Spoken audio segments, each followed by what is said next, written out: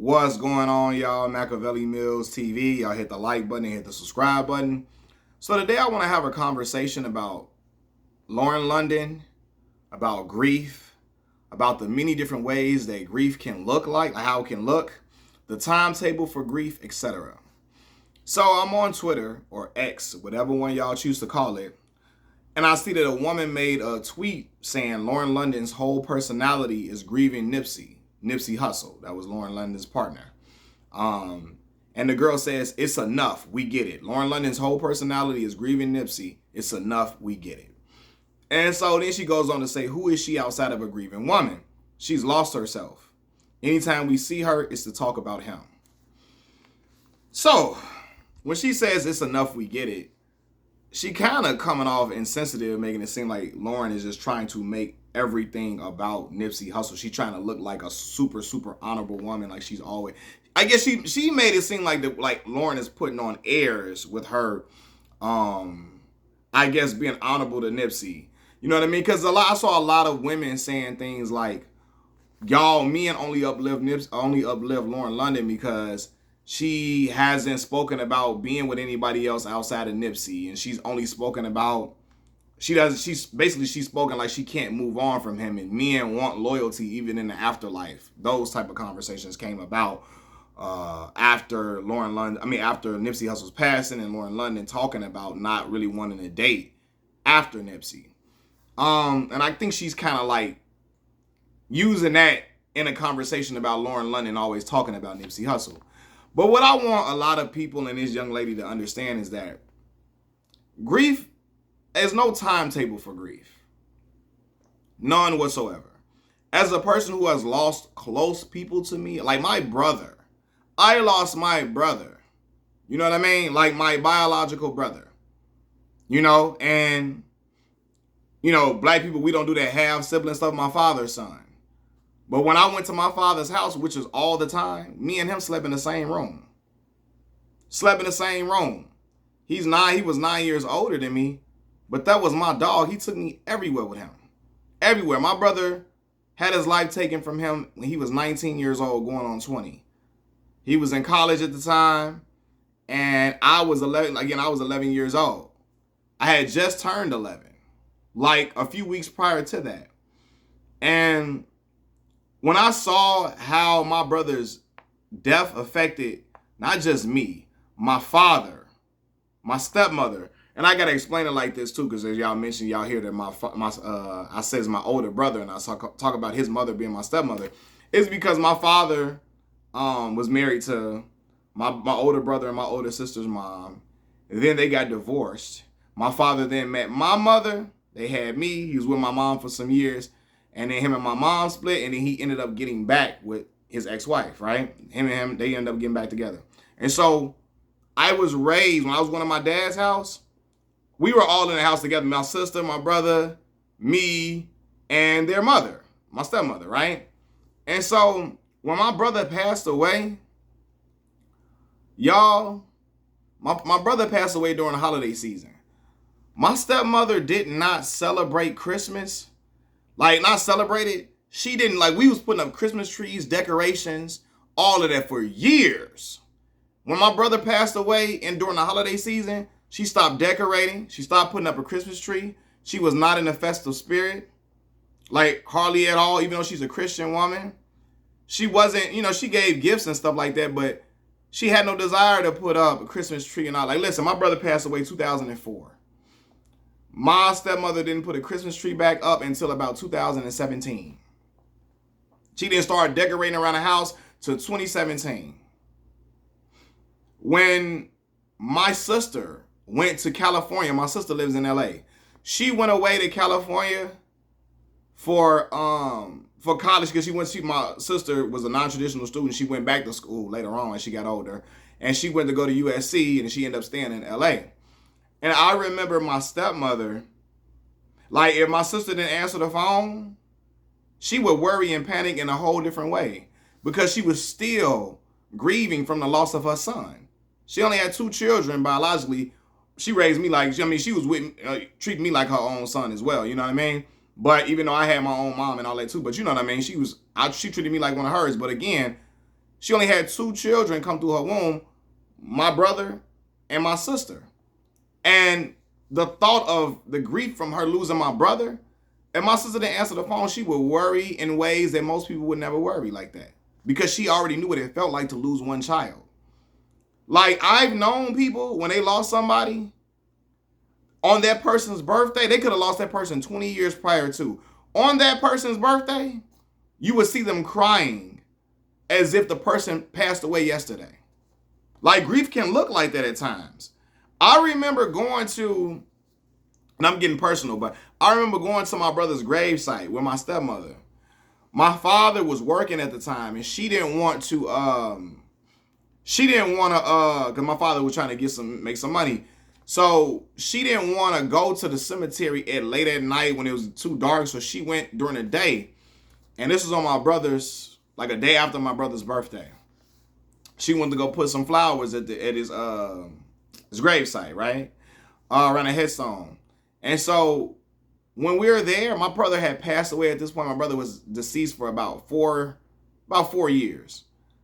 My stepmother broke down in a way, like, I'm telling you, seeing that, man, she was devastated. And how could you not be? Most parents want to be here on this earth.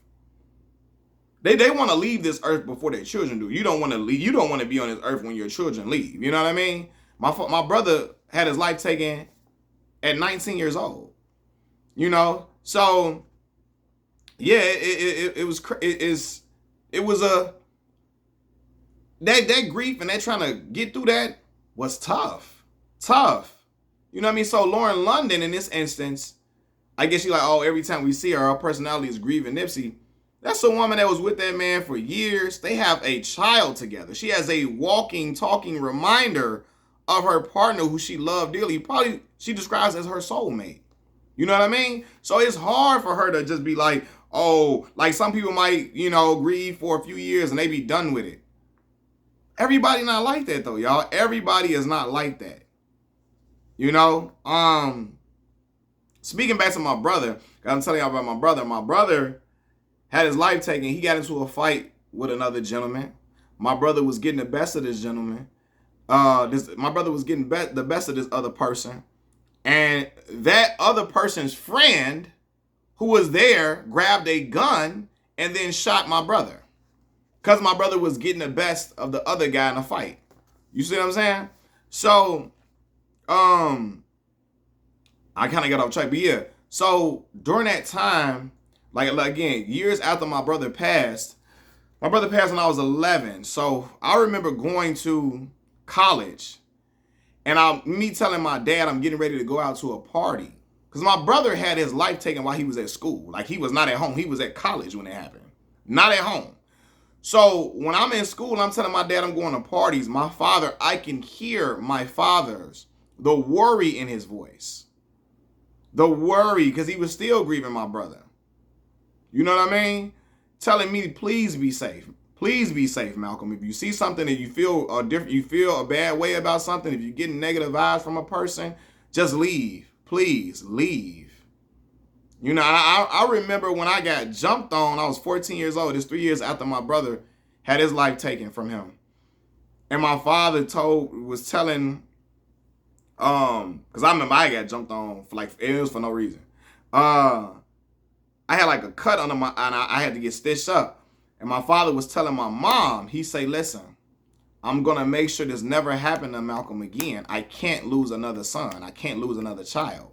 You know what I mean?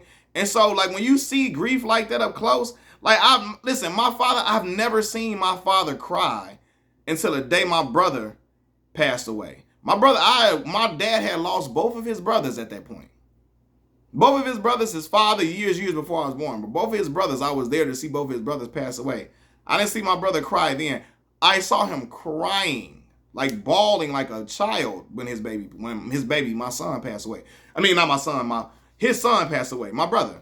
You know what I mean? So, yeah, man, grief can last for a long time. I've known people, man, one of my family friends, man, God rest his soul, my family friend, my auntie's friend, Her son, rest in peace, Dominique. Dominique died in a car crash. She flew out of the windshield. And y'all, his mother, I know it still affects her. Dominique was young. He had a baby though. A little girl that he named Dominique. You know what I mean? And so I can see, you know what I mean? You can see the grief, you know, when she going through it. You know, I know people, like even when, I'm going to tell y'all this, when my brother passed away, and you know, I told y'all we slept in the same room. After my brother passed away and I came back to my dad's house, my dad asked me, hey, you gonna be okay in here, man? You gonna be okay? Cause we slept in the same room, and my brother was in college, but he wasn't far away. He was like an hour and a half away. He was coming home on the weekends and stuff. Not all the weekend, but every other weekend. The weekend. So yeah, the weekend before he passed, he was at the house with me. We playing a video game. I'll never forget. We was playing the True Crime Streets of LA, the video game. We playing the game together and stuff. Cause he took me to go get the game from GameStop. So I remember going into the room and my dad said, you gonna be okay? And I said, yeah. But I only told my dad, yeah, because I didn't want him like, he's already having to heal up my stepmother, heal himself, my sister, and me too. But I didn't want him worrying about, man, Malcolm can't sleep in his room, so how we gonna do it? You know, I didn't want to add to it, even though my dad wouldn't have cared. He would have been like, we gonna figure this out. But I just didn't want to tell him. Man, it took me like almost a year to really get comfortable sleeping in there for real because I kept thinking about my brother in there. It was years later, sometimes, I caught myself tearing up about my brother because we sleeping in the same room. I'm sleeping in the same room he used to sleep in with me. You hear what I'm saying?